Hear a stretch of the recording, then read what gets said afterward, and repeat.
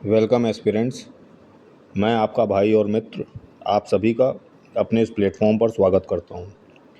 साथियों, 71st BPSC में BPSC ने यूपीएससी की तर्ज पर डेटा बेस्ड क्वेश्चन को या मल्टीपल स्टेटमेंट बेस्ड क्वेश्चंस को बनाया था, जिसकी वजह से बहुत सारे कैंडिडेट्स को वो क्वेश्चन पेपर थोड़ा टफर साइड पे लगा। तो 71st बीपीएससी में बीपीएससी ने एक इशारा दे दिया है कि अब वो डेटा को ट्विस्ट करके या स्टेटमेंट को ट्विस्ट करके सवाल पूछ रहा है, और इस बात की पूरी संभावना है कि 72 बीपीएससी में भी कुछ प्रश्न वो इस प्रकार रख सकता है। ट्रैप करने का तरीका बीपीएससी का ये है कि वो कई बार 3 या 4 कथन दे देगा, जिसमें से 1 या 2 कथन गलत होंगे, और उसके बाद वो ऑप्शन बना देगा और फिर वो उसी ऑप्शंस में आपको घुमाएगा, जैसा कि उसने 69 में और 71 में किया था। तो इसी कड़ी में अब जबकि 25 अक्टूबर डेट फाइनल हो चुकी है और 72 बीपीएससी में एक क्वेश्चन जिसकी बहुत ज़्यादा हाई प्रोबेबिलिटी है आने की, एसआरएस स्टैटिस्टिकल रिपोर्ट 2024, जिसे ओआरजीआई कार्यालय ने जारी किया था मई में, और ये सवाल बीपीएससी में पूछने की बहुत ज़्यादा संभावना है।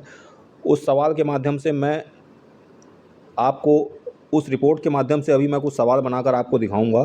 थोड़ा ये अवेयर करने का प्रयास करूंगा कि किस प्रकार ट्रैप डाला जाता है और आपको उस ट्रैप से बचना है। तो पहला क्वेश्चन तो यही बन सकता है कि एसआरएस 2024 रिपोर्ट किस संस्था ने जारी की। तो उसको आप याद रखें कि ओआरजीआई कार्यालय ने, office of registrar general and census commissioner of India. तो साथियों, ये एक डेटा बेस्ड जो रिपोर्ट है, जिसमें भारत के अभी जो जनसांख्यिकी बदलाव, डेमोग्राफिक चेंजेस हुए हैं, उसके आधार पर डेटा आधारित रिपोर्ट आपको दी गई है। तो इस रिपोर्ट के आधार पर आप देखिए कि सीबीआर क्रूड बर्थ रेट 18.3 है, मैक्सिमम सीबीआर बिहार में है 26.8, मिनिमम सीबीआर केरला में है 11.1।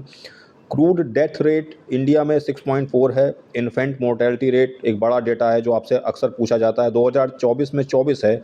हाईएस्ट छत्तीसगढ़ में है 36, लोवेस्ट केरला में है 8। अंडर 5 मोर्टेलिटी रेट 28 है। Sex ratio at birth 2022 to 2024 918, highest Chhattisgarh में है 978। और एसआरबी रूरल और अर्बन में भी बदलाव है, जो कि रूरल में 914 है और अर्बन में 928 है। टीएफआर जो कि अक्सर पूछा जाता है, अब भारत में 2024 में 1.9 के आसपास आ गया है। एक जो प्रतिस्थापन दर होती है 2.1, यानी कि 2.1 वो एक डेटा है, अगर 2.1 टीएफआर का रहे तो जनसंख्या में बहुत ज़्यादा बदलाव नहीं आता। उससे ज़्यादा अगर जनसंख्या रहेगी, उससे ज़्यादा अगर टीएफआर है 2.1 से, तो जनसंख्या बहुत तेज़ी से बढ़ने लगती है, और 2.1 से अगर नीचे आ जाए तो जनसंख्या घटने लगती है। तो टीएफआर 1.9 है टोटल भारत का, बिहार का 2.9 है और लोवेस्ट है दिल्ली में 1.2। तो पहला क्वेश्चन तो बीपीएससी यही इसी रिपोर्ट का डेटा दे करके आपसे ये पूछ सकता है कि ये डेटा सेंसस 2011 का है, national family health survey NFHS report का है, या एसआरएस का है, या इनमें से कोई नहीं।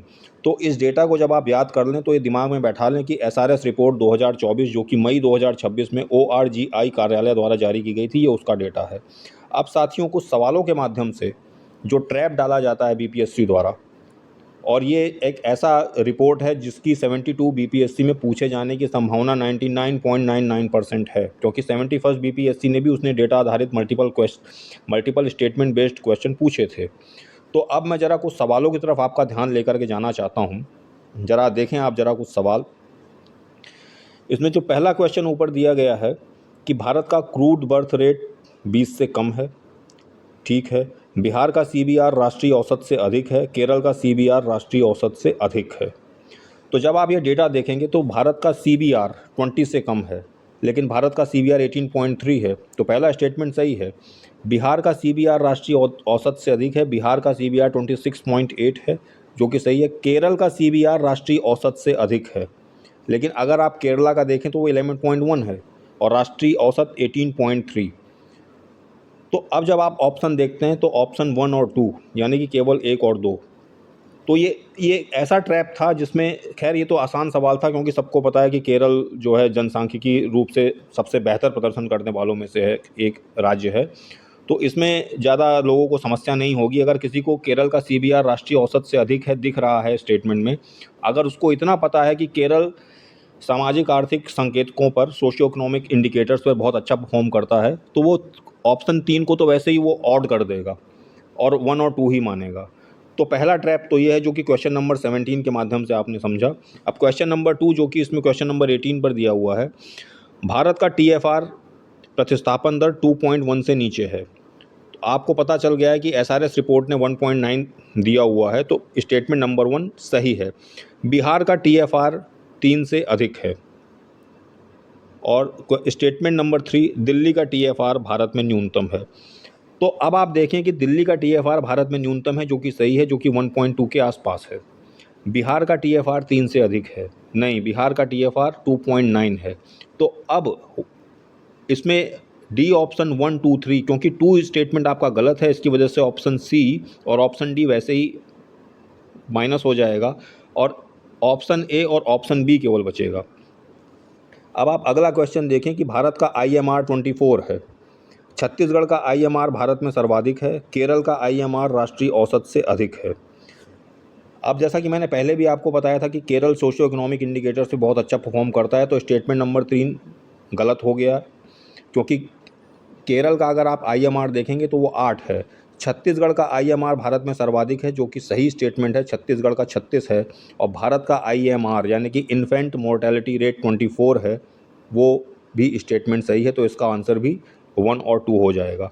Sex ratio at birth, question number 20 पे जरा आप ध्यान दें।